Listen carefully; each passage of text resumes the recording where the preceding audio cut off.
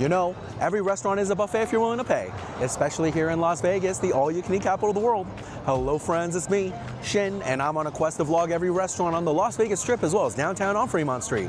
I'm 176 in, and this week for numbers 177 through 183, I'm here at the Showcase Mall where I'm going to be showing you all of their fast casual eateries. Really happy to have you along. Let's do this.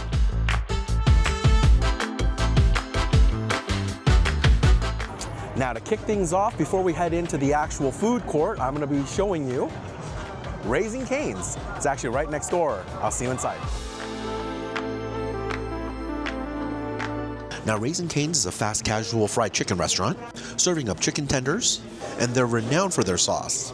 The Raisin Canes here on the Strip is 2 stories tall, where you order downstairs and you have a dining area upstairs. And I've got a 3 chicken finger combo here for $11.29. And it actually has been a minute since I've had Raisin Canes, so I'm looking forward to this. Let's give it all a try. Now, of course, I have to kick things off with the chicken tenders. Despite Raisin Canes' popularity, I'm actually not the biggest fan of just their chicken on their own, but maybe I'm misremembering this. I'm gonna try the chicken without the sauce first.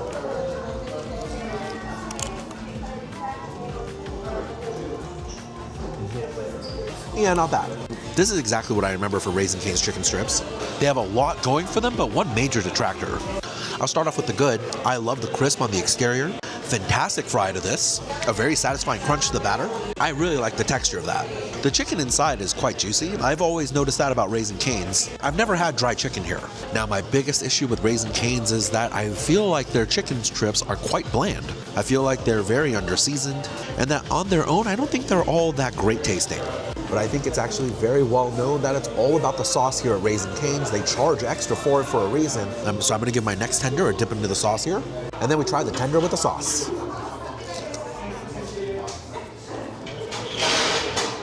Oh yeah, that is good. The sauce really does make all the difference here at Raisin Canes. I must admit, this is one of my favorite sauces for fried chicken. Being mayonnaise-based, it is thick and creamy, also adding a nice richness to the bite. It's smoky, nice and peppery, and it really does make these chicken tenders very, very enjoyable.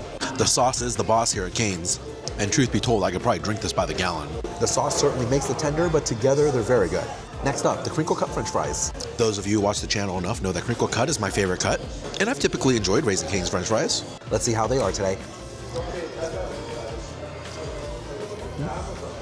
Yeah, they're pretty good. Perfectly good french fry here at Raisin Canes tonight. The form factor of a crinkle cut french fry certainly lends itself to having a more fun and crispy texture, and it's working well here. Not the crispiest french fries I've ever had, but a decent crunch to the outside, though the inside is relatively pillowy, simply seasoned with salt, and a good potato flavor.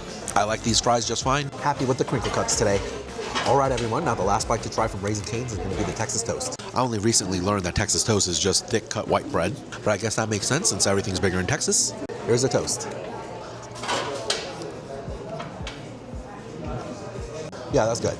A nice and tasty Texas toast. The side of the toast that hit the griddle has a bit of a crisp to it, as well as a very rich buttery flavor. Bread and butter is a classic combination, and the Texas toast at Raisin Canes is definitely proof of that. Only one side is toasted, so you do get a soft bread in the middle, a very slight sweet flavor to that bread as well. That's a nice Texas toast. I've always liked the Texas toast that came along with the meals here at Raisin Canes, and today it's very good as well. All right, everyone, I'm going to wrap up with my meal here, and then we're going to head over to the food court at the Showcase Mall, where I'm going to give you a quick tour of the area, and then we'll start things off with Dirt Dog.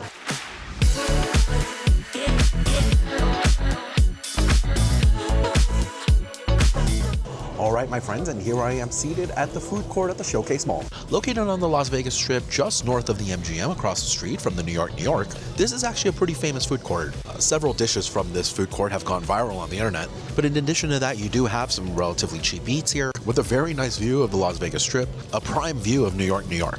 This food court has a Subway, a Happy Lemon Boba Shop, a Sabaros, a Panda Express. Now, there used to be a Del Taco here, however, that closed. We also have a Popeyes chicken here, as well as Rockin' Potato and Dirt Dog. Tonight, we're going to be going over to Dirt Dog and have some dinner. Dirt Dog is a Los Angeles street food-based restaurant, and they now have several locations throughout the valley. They even have multiple locations here on the Strip. They serve up gourmet hot dogs in addition to various French fry combinations and Mexican dishes, and these gourmet hot dogs kind of range in that $10 to $15 price point. Today I've ordered the house dog here along with their DUI French fries and an order of their carne asada tacos. These are all looking really tasty. Let's give them a try. We'll start things off tonight with the carne asada tacos. Now, I've had several of the hot dogs at Dirt Dog, however, I've never had their carne asada tacos before, so I'm looking forward to this. Let's see how they are.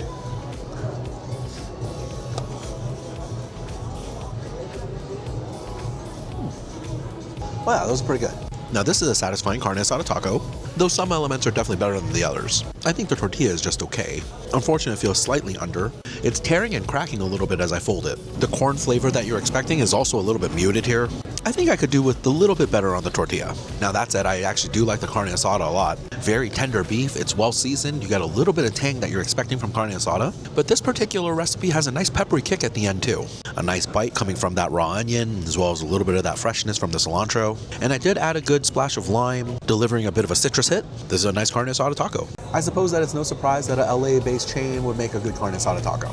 Next up, DUI French fries. These are French fries with carne asada, pastrami, sauce, cheese. I've got a nice big forkful here. Let's see how these are.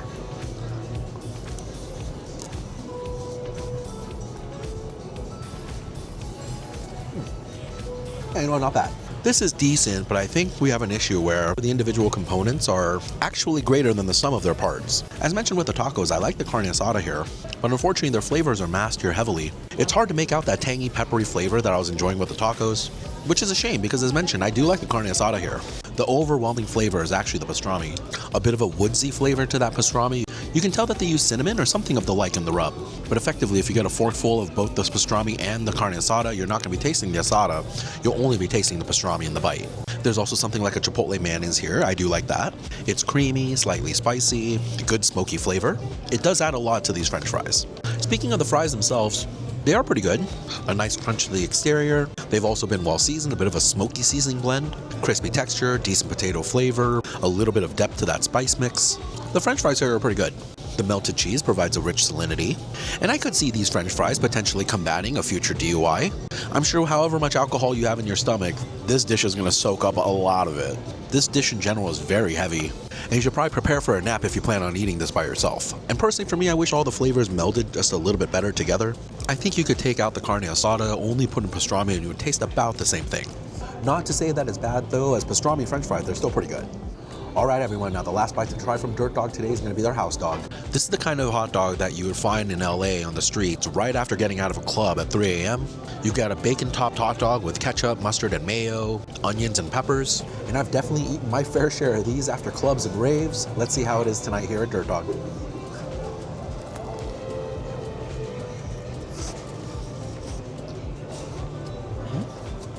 Oh yeah, that's good. A very enjoyable hot dog, this house dog.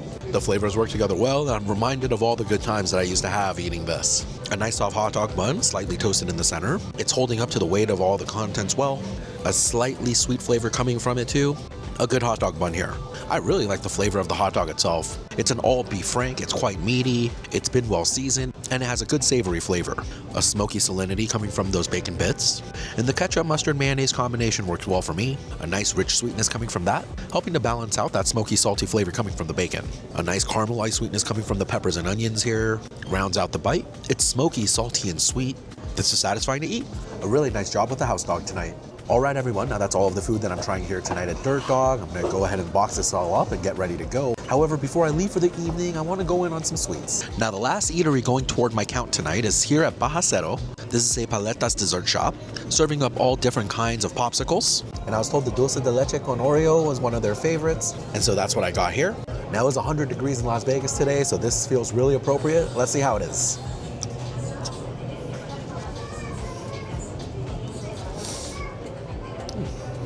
Oh yeah, not bad. Now, flavor-wise, this is actually quite enjoyable. If you watch the channel a lot, you know I'm a big fan of Oreos. So the addition of Oreo cookies here is very pleasant for me. I'm definitely liking this chocolatey sweetness. Now, unfortunately, that's all I can taste here. The dulce de leche is completely lost on me. I don't taste any kind of nutty caramel-like sweetness. I'm effectively tasting Oreo from beginning to end. I think texture-wise, I was also expecting just a little bit more of a creaminess to it, but this has a bit of a flaky texture to the ice cream. I was just expecting a little bit creamier. But given the heat, it's actually still pretty nice to eat. Maybe I should have just gotten the straight up dulce de leche. All right, everyone, now the last taste test of the evening is gonna be from Happy Lemon. This is their boba milk tea. Now, Happy Lemon is an Asian tea shop. Now, I am adding this to the video tonight because I happen to be in the mood for some boba tea, but I'm not planning on including boba and coffee stands in my restaurant count. I'm not entirely sure I want to hit every Starbucks on the strip. But I suppose for completeness tonight, and I was just kind of in the mood for some boba, let's give this a shot.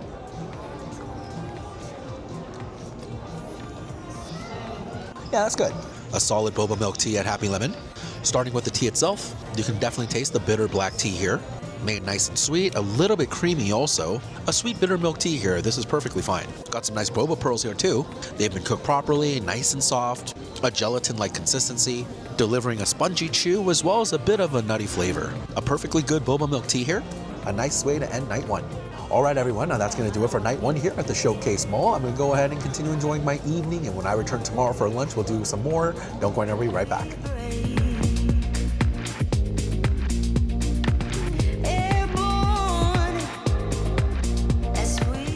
And welcome back, everyone. I've returned to the Showcase Mall, and for my lunch today, I'm going to be going in on a lot of their most recognizable restaurants. And I'm going to be starting off my lunch tour today at Popeyes. Popeyes is one of the main fried chicken chains here in America, and of all the chain restaurants for fast food fried chicken, Popeyes is easily my favorite. I don't know if you remember the Popeyes chicken sandwich shortage that was happening during the pandemic, but I remember enormous lines waiting for a taste of that. And for me, Popeyes chicken has just always been the most flavorful and juicy, so I'm looking forward to having it here today. I've got a two-piece chicken combo along with some mashed potatoes. This also comes with a biscuit and a drink, and this two-piece combo clocked in at $11.49.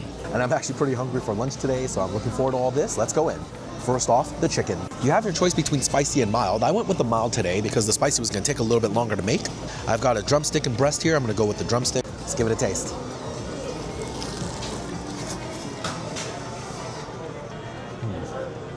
Oh yeah, that's good. Just reconfirming my love for Popeyes fried chicken, this was a very nice drumstick. Now, because I usually get the spicy chicken at Popeyes, I must admit that the mild flavor is much more mild than I remember. But that said, there is a faint heat, a little bit of kick in that batter, and in general, it's been incredibly well seasoned. This is not the crispiest Popeyes fried chicken I've ever had. I've certainly had much more crunchy chicken, and being a big texture guy, that is a little bit of a letdown today. But that's not to say it's devoid of any crisp. It does still have a bit of crunch to it. That is nice. Really nice chicken inside, soft and tender chicken meat, and it's quite juicy also. The chicken itself is also well seasoned, no bland chicken meat here. And again, this is just reaffirming why I love Popeyes the most out of all the fried chicken chains. Now, had that skin been a little bit more crispy, I would have really loved this, but otherwise still some really good Popeyes fried chicken today. Next up, the biscuit. You gotta have a nice biscuit when it comes to any kind of fried chicken joint, and I usually enjoy the one at Popeyes. Let's see how it is today.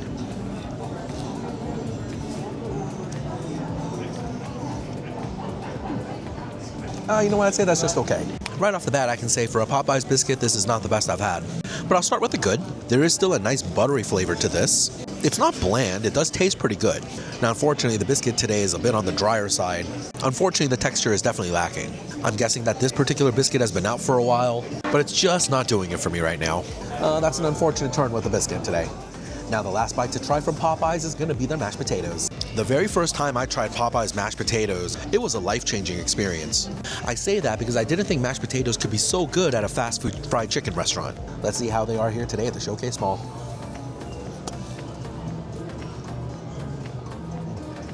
Oh yeah, that's tasty. Some good mashed potatoes today. Even though I'm pretty positive that these come from some kind of a powder that you mix with water, there is still a good potato flavor, and while not a fluffy texture, it is a little bit dense, it is still relatively satisfying to eat. The gravy is really where this dish shines. It's a Cajun-style gravy, so there's so much more depth of flavor here than your standard beef or turkey gravy that I'm used to seeing in something like a fast food chicken restaurant. The gravy at Popeyes is extra peppery, it's got a little bit of spice, and a smoky flavor as well. You can definitely taste the influence from the bayou. Very small chunks of meat even provide a bit of a rich quality to it. This is still easily my favorite mashed potato when it comes to any fast food fried chicken place. I really do like those mashed potatoes a lot. Alrighty, so that's everything for Popeyes. I'm gonna go ahead and continue through this, and we're gonna do some Sabaros next. Ah yes, Sabaros. Once found in every mall across the country. In 2025, I'd say Sabaros is a bit of a shadow from their former glory, but I think you'd be hard-pressed to find anyone in the States who doesn't know what Sabaros is. Serving pizza, pasta, as well as different sides. Sabaros is the resident pizza shop here at the Showcase Mall.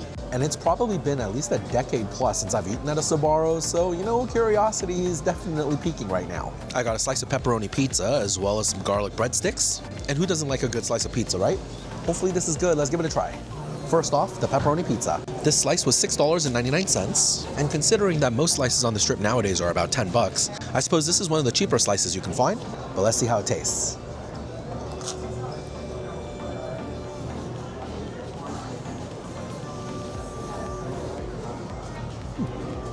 Yeah, not bad. Now this here is the definition of mall pizza. It certainly fits the bill. You've got crust, sauce, cheese, and pepperoni. but no aspect is particularly standing out here. All of the elements seem pretty average. Starting with the crust. Unfortunately, I'm not a huge fan of the texture. It feels just a little bit under. And the flavor is a bit underdeveloped. I think I would appreciate a little bit more of a yeasty taste here, and a toastier underbottom would provide some more texture. While you can see the reddish hue of the pizza sauce here, unfortunately I can't say that I tasted all too much in the bite. Perhaps a little bit of sweetness from the tomatoes in the middle, but outside of some garlicky hits, the sauce is not doing much here. The quality of the cheese is just okay. It's mild in flavor, relatively salty, but there's not a lot of pull to it. I wish there was a bit more of a melty texture to this. The pepperonis are okay. While they have a decent salinity that you'd be expecting from a pepperoni, they're missing that slight spice that you want on the back end. This mostly just tastes like salt. While this does all still come together and taste like pizza, I think even at the $7 price point, you can find a better slice here on the strip. But picky eaters coming to the Showcase Mall should be fine with this one. I can see why it's been a while since I've been to Sabaros. Next up, the breadsticks. You get 2 pieces of the garlic bread along with some dipping sauce at $3.49. We'll give it a dip here. Let's see how this is.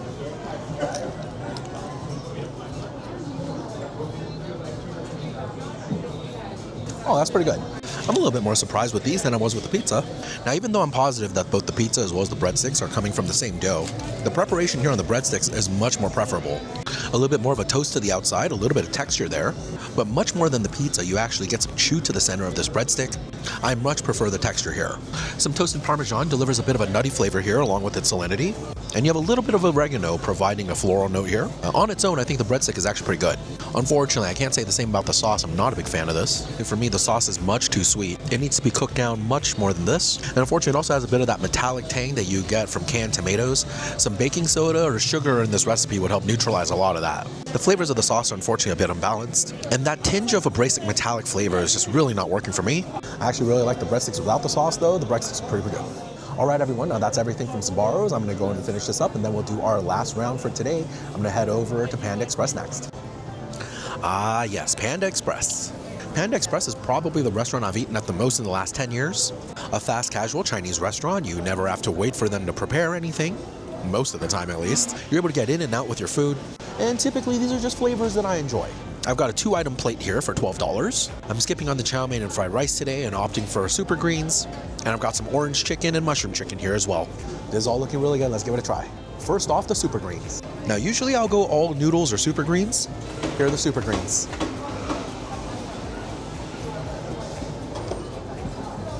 Oh yeah, that's good. Excellent super greens today here at the Panda Express Showcase Mall. This is about as good a preparation as I've ever had. You have a mix of kale, broccoli, and cabbage in here, and they've all been cooked wonderfully. While they're all fork tender, they still have a little bit of firmness to them.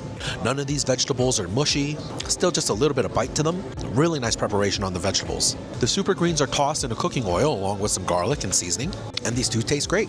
Nice garlicky flavor here, while still being able to appreciate the bitter flavors of the vegetables themselves. Very happy with the super greens today. It's Panda Express, I gotta tell you, they're rarely disappointing for me.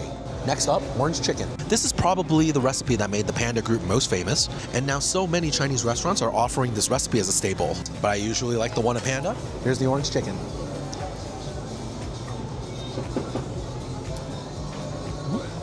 Yeah, not bad.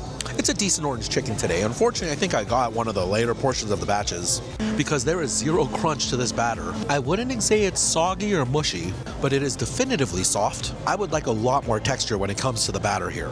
The chicken inside is nice. Can't go wrong with some soft and tender chicken meat. That's good here. Now, it's very hard for me to bash on any of the flavors when it comes to an orange chicken from Panda Express because I grew up eating this stuff, and its flavor profile is just ingrained on my soul.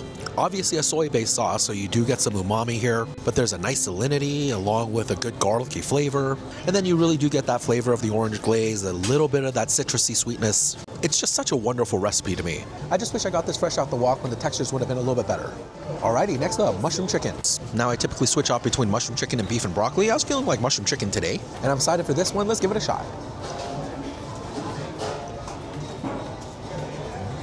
Oh yeah, that's good. Excellent mushroom chicken today. I definitely got this one at the right time. All of this is working great. The chicken is soft, juicy, and while you can't necessarily make out the flavors of chicken in this particular recipe, you can really appreciate the meaty quality of it in the bite. It's really well cooked because you get a nice spongy texture from the mushrooms here, as well as a very enjoyable earthy flavor. A very nice cook on the zucchini also. Fork tender, but still firm enough for a little bit of chew. Very nice preparation. I definitely got this at the right time. Now, the mushroom chicken sauce you can think of as a very garlicky soy-based sauce. A lot of umami in this dish. along with some good garlicky flavors, and a very nice salinity on the way out. Being able to switch between the sweet orange chicken as well as the super savory mushroom chicken, it keeps my taste buds on their toes and provides a lot of variety and range. I'm liking this a lot. A good mushroom chicken today. All right, everyone, now that's everything that I'm going to be doing for my lunch today. I'm going to go and enjoy the rest of my Panda Express, and when I return tonight for dinner, we're going to be finishing out the rest of the cheap eats options here at the Showcase Mall. Don't go, I'll be right back.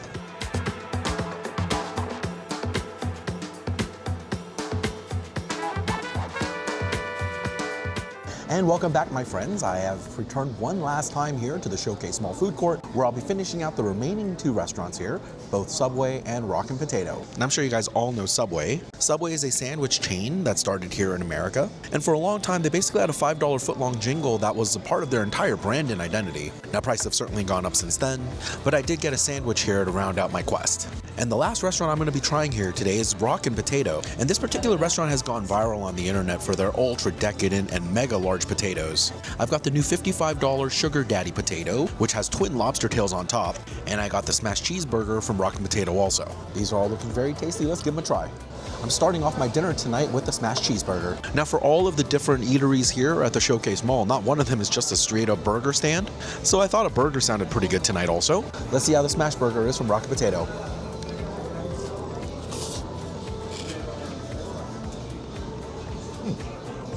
Oh yeah, that's pretty good. The burger buns at Rockin' Potato are very soft. I almost wish there was a little bit more body to this. The bottom bun is actually not holding up to the weight of the burger all that well. That said, it does have a nice buttery flavor, and for the most part, I do like a soft bun like this. The beef patties here are well prepared.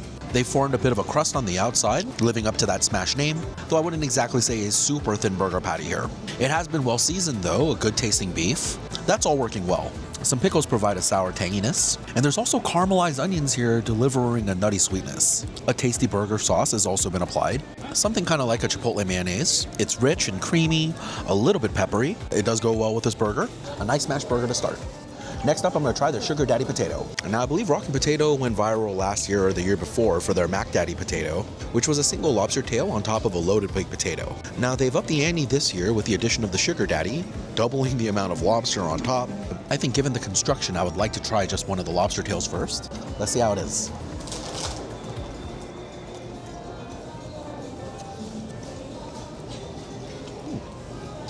Oh yeah, it's pretty good. I wasn't entirely sure what to expect when it came to the quality of the lobster here, but I'm happy to report it's actually quite enjoyable. There's a pretty good cook to this lobster. It is a little bit on the chewy and stringy side, but certainly not mushy, so I do like the preparation. While there is a slightly sweet flavor coming from the lobster, I would say the majority of that is masked by the smoky seasoning blend that's been added on top. And while I do like the seasoning blend, I would like to taste a little bit more of that lobster here. I do like the texture though. Not a bad start to this one. Alrighty, next up, let's try the innards of the potato. If I remember correctly, this was a lobster mac and cheese, a lobster bisque, and some other ingredients I'm not remembering off the top, but I've got a nice big forkful. Here's the Sugar Daddy potato.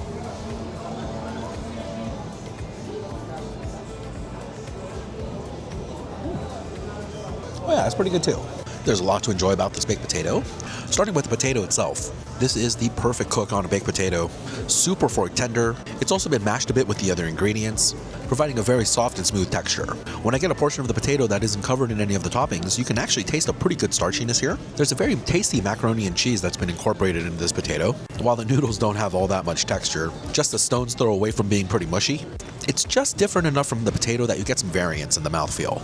The mac and cheese has also had a nice dusting of that smoky seasoning blend that was on top of the lobsters, providing just a little bit of additional kick. Now, while you have the whole lobster tail on top, there's something of a lobster and surimi mixture. For those unaware, surimi is imitation crab and has a very briny sweetness, but a very distinct flavor also. I would say in that lobster and surimi mixture, you're not actually getting a lot of that lobster flavor, but I do love surimi, so I'm enjoying this taste. There's something like a lobster bisque sauce, and it's been smeared into the potato, and I would say that's my favorite flavor in this whole dish. You get a little brininess from that lobster, but it's rich and creamy. It's almost like having a slightly sweet and salty cheese sauce. Now, this dish is very dense and very heavy. Twin lobster tails is probably a decent sign that this is meant for sharing, but if you want to show off your prowess as a sugar daddy here at the Showcase Mall, you can definitely rock this by yourself. You know, I thought this dish was going to be really gimmicky, but while it is kind of pricey, it's actually very good. All right, my friends, now the last bite to try from the Showcase Mall tonight is going to be from Subway. Again, as mentioned before, this is an American sandwich shop, and I've got a turkey sandwich here today. filled with all sorts of veggies, with mayonnaise, mustard, salt and pepper. All of this on wheat bread. And let's see how my Subway sandwich is tonight.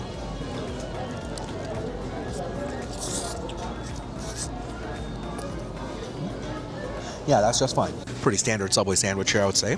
The wheat bread is super soft, and in fact, I would say all the bread has been consistently soft at any Subway I've been to, and I'm sure most can see that they bake their bread in-house. A slightly earthy flavor coming from that bread, although I wouldn't say it's influencing the taste all too much, but holding the sandwich together is still a good bread here. Now, my Titan turkey had a fair amount of turkey inside, however, I wouldn't say it has a super meaty quality to it, and the flavors are fairly faint. I wouldn't say you can taste all that much turkey in the sandwich. I do appreciate the freshness of the vegetables here.